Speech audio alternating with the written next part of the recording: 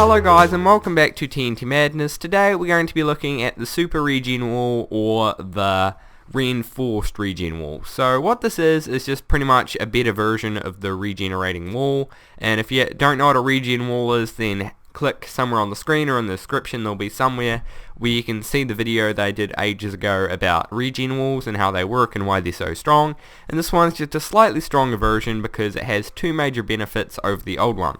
One is the fact that if you're on a laggy server, or if you're on a server that doesn't go up to, that's not as fast as your client, which is your Minecraft, and the server is the server, and it just can regen up to twice as fast because you got two lava sources and one water source, or two lava sources and two water sources, and it just allows it to update quicker. And the other benefit, which is the major benefit of this, is if someone has something like, let's say, a rapid fire hybrid, which I did, which can destroy the bottom of a regen wall and turn some of the lava into obsidian, if that one layer of lava gets destroyed, then the cobblestone will still get created because it'd still be another layer of lava to regenerate it. So pretty much for every piece of cobblestone, or for most pieces of cobblestone, there is two lava sources. So this makes it really overpowered because if one gets destroyed, then of course that same piece of cobblestone is going to be still there. So this is a lot smaller and takes a lot less time, and it's just as effective as two regen walls. So that's the major benefit of this, so let's take a look at it in action. So like a normal regen wall, if you destroy any of the blocks here, they will regen after a short period of time, and as you can see, they regen very quickly and they do it very nicely. So what I mean by here is if one pillar gets destroyed, so let's say this one here turns into obsidian, or the one above it turns into obsidian, so now the one above it is technically obsidian, so if we destroy these blocks here, they won't regen, or they shouldn't, if we actually stick wall there. See, now that's obsidian. So this one here, which would have used to been turned into cobblestone straight away because this one is lava, it would no longer do that on a normal regen wall, but since there is lava actually beside it and behind it, it will still turn into cobblestone straight away. And this would still happen if you did it to this one and this one and this one. And for some of them, like let's say these middle ones here and these ones, it's actually free lava blocks beside it, so that's even better. So that's what makes this so good, and even if someone does manage to do this, it is really hard to actually make a rapid fire hybrid pinpoint, so then it's not going to be as easy to actually destroy all these. And also, if you want to make it denser, it's not as hard as making a second layer regen wall. You can just add more lava flows here and it makes it more effective. So anyway, let's get on with the tutorial.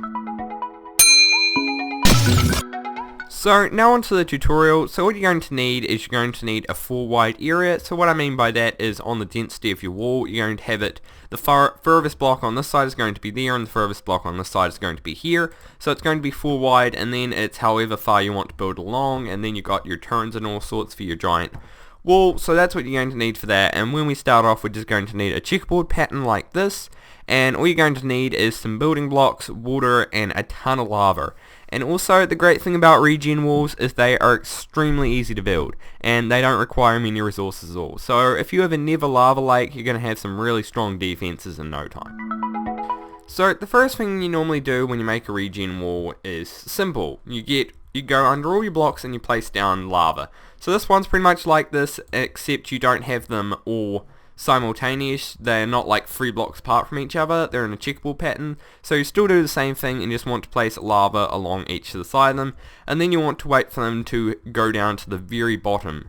So the very bottom of whether you have like a wall or something that can hold up lava and water, just want to wait till it hits the bottom, and then after you've done that, you want to go ahead and grab your water and put it on the top of the block. So what this will do is it will instantly turn it all into cobblestone, and after a short period of time, depending on how high your wall is, it'll all turn into cobblestone, and then we can move on to the next stage.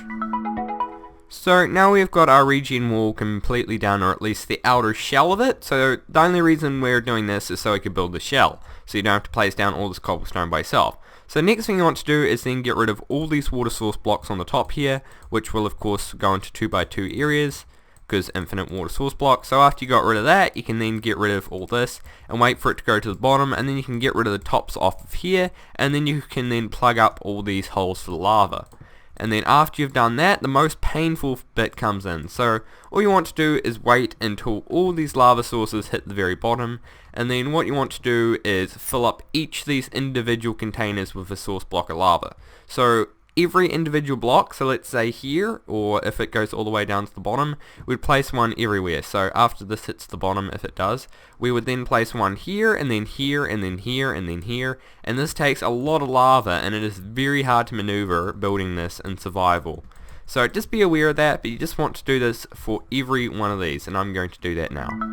So after you've done this, it should look something like that, and like this, and that is the most painful part, especially if you have giant walls and they're really tall.